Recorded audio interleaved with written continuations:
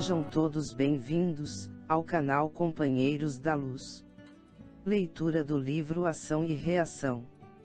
Coleção A Vida no Mundo Espiritual, obra do Espírito André Luiz, por Chico Xavier. Iniciemos então a leitura do capítulo 6. No Círculo de Oração. Na terceira noite de nossa permanência na casa, o instrutor Druso convidou-nos para o círculo de oração.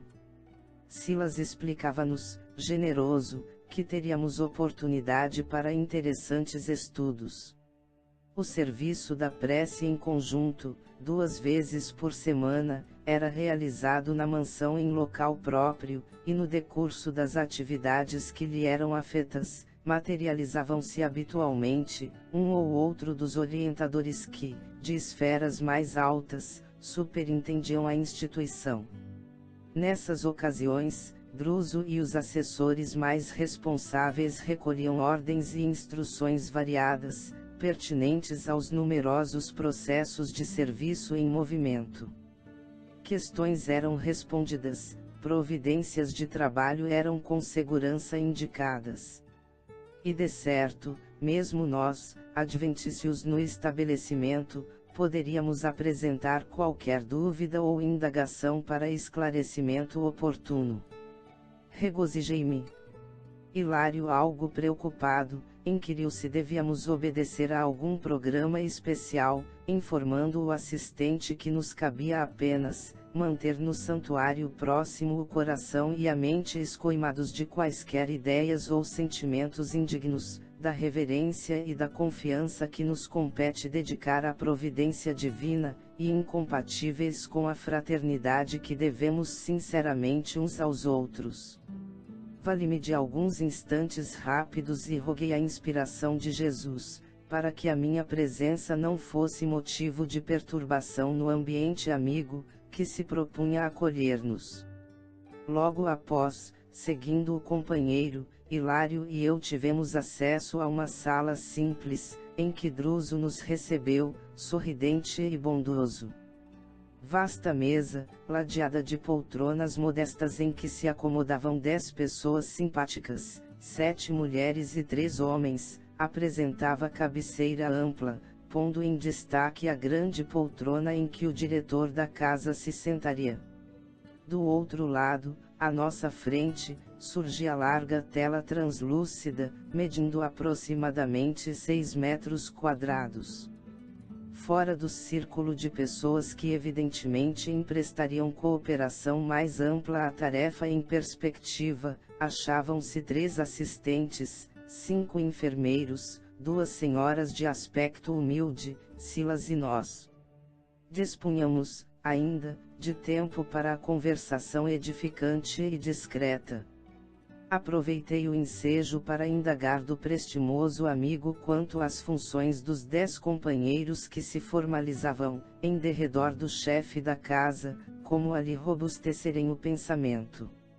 Silas não se fez rogado e aclarou, de pronto. São amigos nossos que aprimoraram condições mediúnicas favoráveis à realização dos serviços a se desdobrarem aqui. Colaboram com fluidos vitais e elementos radiantes, altamente sublimados, de que os nossos instrutores se servem com eficiência para se manifestarem. Admirado, meu colega considerou. Podemos interpretá-los como sendo santos em atividade na mansão. De modo algum, ponderou Silas, bem-humorado. São trabalhadores prestimosos. Tanto quanto nós, padecem ainda a pressão de reminiscências perturbadoras do plano físico, carreando consigo as raízes dos débitos que adquiriram no passado, para o justo resgate em porvir talvez próximo, na reencarnação. Ainda assim, pela disciplina a que se afeiçoam no devotamento aos semelhantes, conquistam simpatias providenciais que funcionam à maneira de valores expressivos a lhes atenuarem dificuldades e provas nas lutas por vindouras. Isto quer dizer? A palavra reticenciosa de Hilário, no entanto, ficou no ar, de vez que o nosso amigo, apreendendo-lhe a inquirição, asseverou, otimista. Sim, isso quer dizer que, nas zonas infernais, também dispomos de preciosas oportunidades de trabalho, não somente vencendo as aflições purgatoriais que estabelecemos em nós mesmos, como também preparando novos caminhos para o céu interior que devemos edificar. O ensinamento resumia imensas consolações para nós. A essa altura do entendimento, Hilário centralizou a atenção nas duas damas presentes, cuja apresentação exterior demonstrava singular diferença do meio a que nos ajustávamos, pela extrema tristeza que lhes senhoreava a fisionomia, e perguntou, respeitoso: meu caro Silas, quem são essas irmãs nossas que, francamente, se distanciam do tom psíquico aqui reinante? O interpelado sorriu e informou: são irmãs que, por mérito em serviço, receberam o direito de partilhar a reunião de hoje, de modo a suplicarem auxílio na solução dos problemas que lhes tocam a alma de perto. Conheço-as pessoalmente. São mulheres desencarnadas que primam pela abnegação, atuando em socorro de espíritos familiares que sofrem nestas regiões as duras consequências dos delitos a que se entregaram, imprevidentes.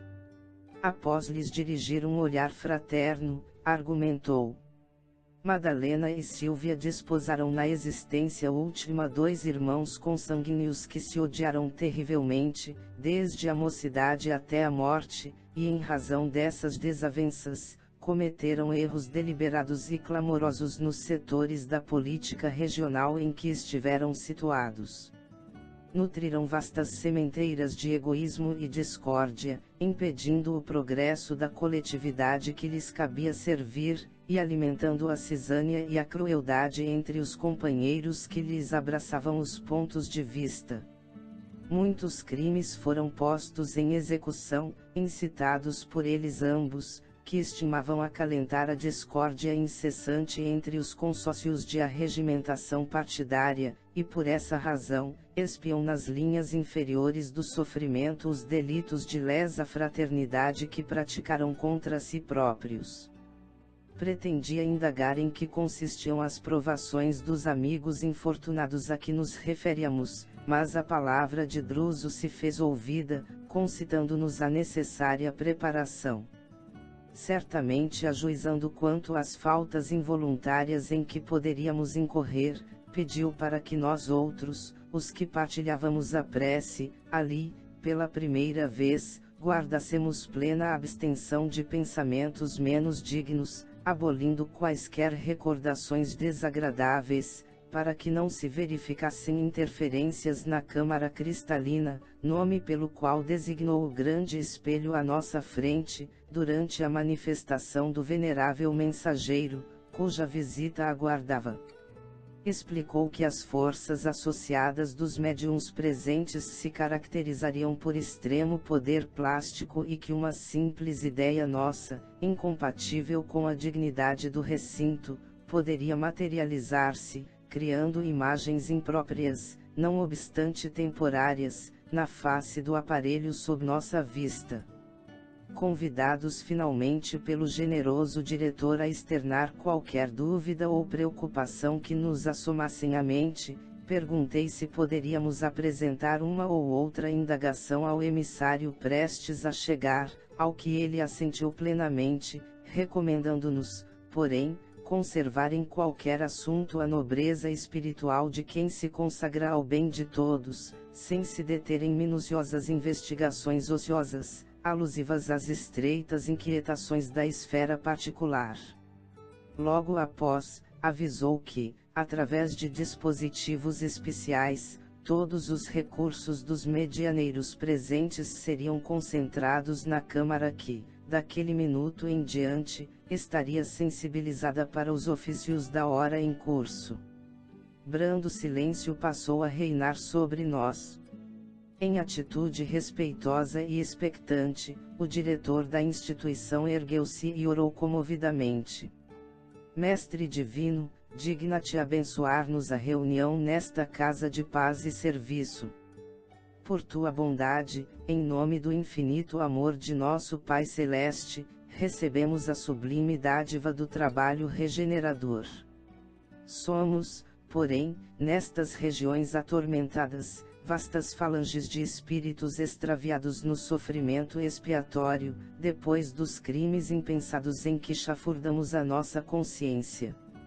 Apesar de prisioneiros, agrilhoados às penas que geramos para nós mesmos, saudamos-te a glória divina, tocados de reconforto. Concede-nos, Senhor, a assistência de teus abnegados e sublimes embaixadores, a fim de que não desfaleçamos nos bons propósitos. Sabemos que, sem o calor de tuas mãos compassivas, nos fenece a esperança, à maneira de planta frágil sem a bênção do sol. Mestre, somos também tutelados teus, embora permaneçamos no cárcere de clamorosas defecções, suportando as lamentáveis consequências de nossos crimes. Destes lugares tenebrosos partem angustiosos gemidos, em busca de tua piedade incomensurável. Somos nós, os calcetas da penitência, que, muitas vezes, soluçamos desarvorados, suspirando pelo retorno à paz. Somos nós, os homicidas, os traidores, os ingratos e perversos trânsfugas das leis divinas que recorremos à tua intercessão, para que as nossas consciências, em purgação dolorosa, se depurem e reergam ao teu encontro. Compadece-te de nós, que merecemos as dores que nos retalham os corações. Ajuda-nos para que a aflição nos seja remédio salutar e socorre os nossos irmãos que, nas trevas destes sítios, se entregam à irresponsabilidade e à indisciplina, dificultando sua própria regeneração, por multiplicarem as lavas de desespero que vertem, arrasadoras, de suas almas. Nesse ponto da rogativa, Druso fez longa pausa para enxugar as lágrimas que lhe transbordavam dos olhos. A inflexão de suas palavras, repletas de dor, como se ele próprio fosse ali um espírito recluso em padecimentos amargos, impressionava-me vivamente. Não conseguia desviar dele a atenção. Incoercível emotividade constringia-me o peito e o pranto jorrou-me, irresistível. Confiaste-nos, Senhor, prosseguiu ele, compungido, a tarefa de examinar os problemas dos irmãos desventurados que nos batem à porta. Somos, assim, compelidos a sondar-lhes o infortúnio para, de algum modo, encaminhá-los ao reajuste. Não permitas, ó eterno benfeitor, que nosso coração se enrijeça, ainda mesmo diante da suprema perversidade. Não desconhecemos que as moléstias da alma são mais aflitivas e mais graves que as doenças da carne. Enche-nos, desse modo, de infatigável compaixão para que sejamos fiéis instrumentos de teu amor. Permite que teus prepostos nos amparem as decisões nos compromissos por assumir. Não nos relegues à fraqueza que nos é peculiar. Dá-nos, Cristo de Deus, a tua inspiração de amor e luz. Nesse instante, ainda mesmo que o tom de voz não anunciasse o fim da oração, o generoso amigo não conseguiria continuar, porque a emoção lhe estrangulava a prece na garganta. Todos chorávamos, contagiados por suas lágrimas abundantes. Quem era Druso, afinal, para entregar-se daquele modo à oração, como se ele próprio fosse, entre nós, o maior dos torturados? Não tive tempo para estender qualquer consideração, porquanto, respondendo ao apelo ardente que ouviramos, extensa massa de vaporosa neblina cobriu a face do espelho próximo. Fixei-a, admirado, e pareceu-me identificar largo floco de névoa primaveril a distender-se, alva e imóvel. Estáticos e felizes, vimos emergir da leitosa nuvem a figura respeitável de um homem aparentemente envelhecido na forma, revelando, porém, a mais intensa juvenilidade no olhar. vasta auréola de safirino esplendor coroava-lhe os cabelos brancos que nos infundiam inexcedível respeito, a derramar-se em sublimes cintilações na túnica simples e acolhedora que lhe velava o corpo esguio. No semblante nobre e calmo, vagava um sorriso que não chegava a fixar-se. Após um minuto de silenciosa contemplação, levantou a mão direita, que despediu grande jorro de luz sobre nós, e saudou. A paz do Senhor seja conosco. Havia tanta doçura e tanta energia, tanto carinho e tanta autoridade naquela voz, que procurei manter o melhor governo das emoções para não cair de joelhos. Ministro Sanzio, exclamou Druso, reverente, bendita seja a sua presença entre nós.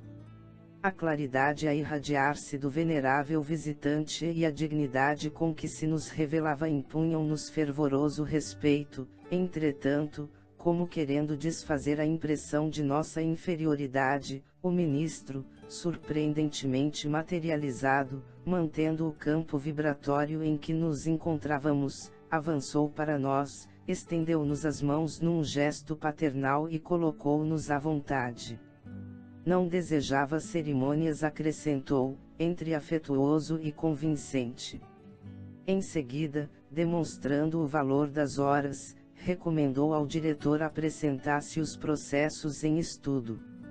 Com admiração, vi Druso exibir os documentos solicitados, 22 fichas de largo tamanho, cada qual condensando a síntese das informações necessárias ao socorro de 22 entidades, recentemente internadas na instituição.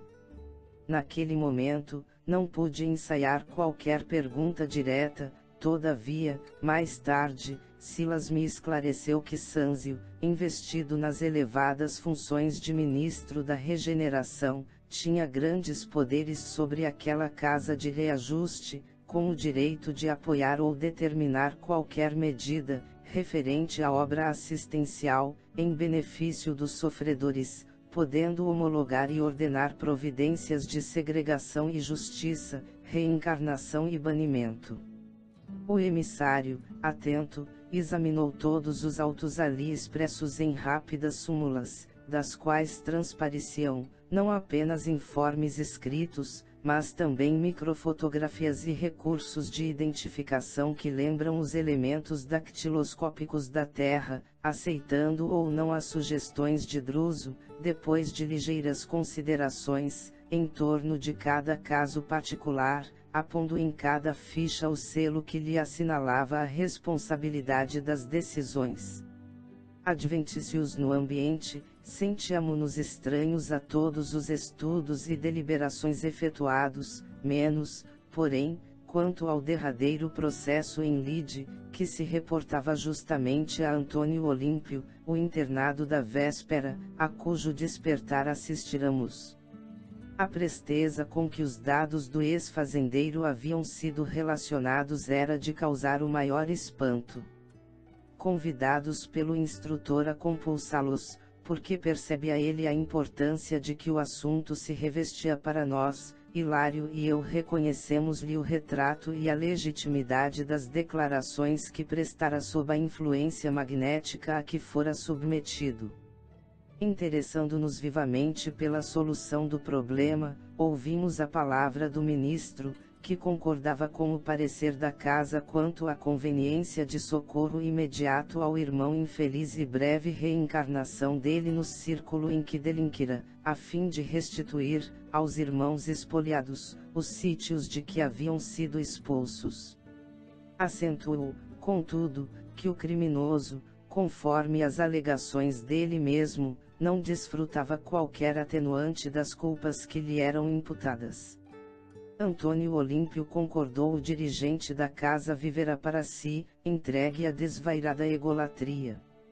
Não conhecerá senão as suas conveniências. Conservara no mundo o dinheiro e o tempo, sem benefícios para ninguém que não fosse ele próprio. Isolara-se em prazeres perniciosos, e por isso, não trouxerá ao campo espiritual a gratidão alheia funcionando em seu favor, porquanto, em matéria de apoio afetivo, dispunha somente da simpatia a nascer no quadro diminuto em que se lhe encerrava o estreito mundo familiar. Era, pois, um companheiro realmente complexo, com extremas dificuldades para ser auxiliado no retorno à experiência física. O magnânimo mensageiro, entretanto, recordou que a esposa e o filho lhe eram devedores de insuperável carinho. Esses dois corações surgiam, ali, segundo a lei, como valores benéficos para o delinquente, porque todo bem realizado, com quem for e seja onde for, constitui recurso vivo, atuando em favor de quem o pratica. Resumindo as conclusões suscitadas, notificou à pequena assembleia que pediria o comparecimento da irmã Alzira, para que se manifestasse com alusão às medidas em andamento, abstendo-se de qualquer apelo imediato ao irmão Luiz, o filho favorecido pela fortuna indébita, por encontrar-se internado no corpo físico, apelo esse que somente se justificaria em condições excepcionais. Confiou-se o ministro à prece silenciosa, e respondendo-lhe à petição, notamos que a tênue matéria justaposta ao espelho se movimentava, de leve, dando passagem agora a uma figura suave de linda mulher. A irmã Alzira revelava-se-nos ao olhar. Parecia integrada na experiência da hora em curso, porquanto não demonstrava qualquer surpresa. Saudou-nos com graciosa gentileza, e às primeiras interpelações de Sânzio, respondeu, humilde. Venerável benfeitor, compreendo a difícil posição de meu antigo companheiro nos compromissos assumidos e ofereço-me de boa vontade para coadjuvar-lhe o serviço restaurador. Aliás, venho suspirando por essa possibilidade que significa para mim valiosa bênção. Antônio Olímpio terá sido um carrasco dos próprios irmãos, aniquilando-lhes o corpo para usurpar-lhes os haveres, contudo, para meu filho e para mim foi sempre um amigo e um protetor, abnegado e queridíssimo. Ajudá-lo a reerguer-se, para a minha alma não é apenas dever, mas também inexprimível felicidade. O ministro fitou-a, satisfeito, como se não lhe esperasse outra resposta, e ponderou. Sabes, no entanto, que os irmãos assassinados perseveram no ódio e perseguirão-no, até agora, sem tréguas. Sim, sei tudo isso, aclarou a simpática senhora, conheço-lhes o poder vingador. Arrebataram meu esposo da quietação do túmulo para se saciarem no desforço terrível e nunca me permitiram qualquer aproximação com ele, no vale de trevas em que se demoram por tantos anos. Além disso, ressarcindo meus débitos do passado, sucumbi por minha vez às mãos deles dois, em tremenda obsessão, no mesmo lago em que perderam o corpo físico. Isso, porém, não é motivo para recuo. Estou pronta para o serviço em que possa ser útil. Meditou Sânzio alguns instantes rápidos e argumentou. A recuperação de Olímpio, para a reencarnação, exigirá tempo. Contudo, podes, com o auxílio deste pouso, iniciar a obra socorrista. E, à frente da atitude expectante da esposa abnegada, continuou. As vítimas de ontem, hoje transformadas em verdugos enrijecidos, moram na herdade que lhes foi arrebatada pelo irmão fratricida, alimentando o ódio contra os seus descendentes e conturbando-lhes a vida. É necessário que vais em pessoa suplicar-lhes melhores disposições mentais para que se habilitem ao amparo de nossa organização, preparando-se para o renascimento físico em época oportuna. Conseguida essa fase inicial de assistência, colaborarás na volta de Olímpio ao lar do próprio filho, e, por tua vez, tornarás a carne, logo após, a fim de que de novo te consorcies com ele, em abençoado futuro, para que recebas nos braços Clarindo e Leonel, por filhos do coração, aos quais Olímpio restituirá a existência terrestre e os haveres. Um sorriso de sorte brilhou no semblante da sublime mulher, e talvez porque enunciasse pensamentos de temor, Sanzio acudiu-a, exclamando: Não desfaleças.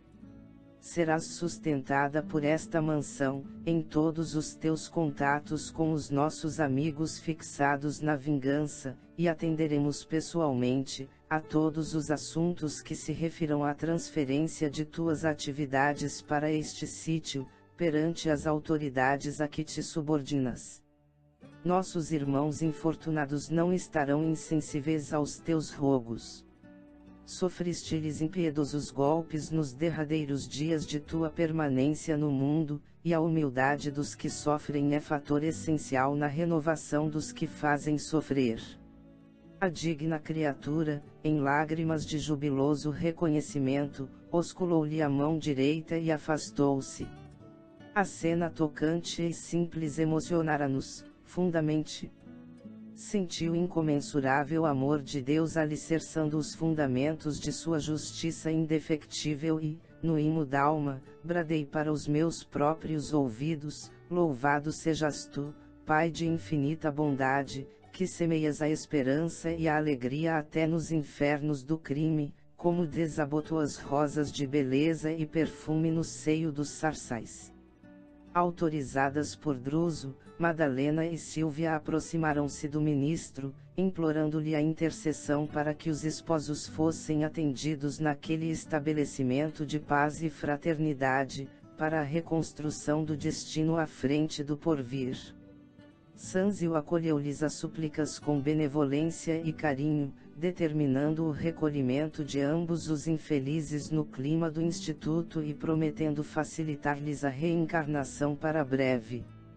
Ligeiro sinal do diretor fez-nos sentir que o instante era agora livre para os entendimentos educativos. Assim, impressionados com o que viramos e observáramos, Hilário e eu acercamo-nos do venerável mensageiro, com o propósito de ouvi-lo, a fim de aproveitarmos aquela hora de conversação rara e bela.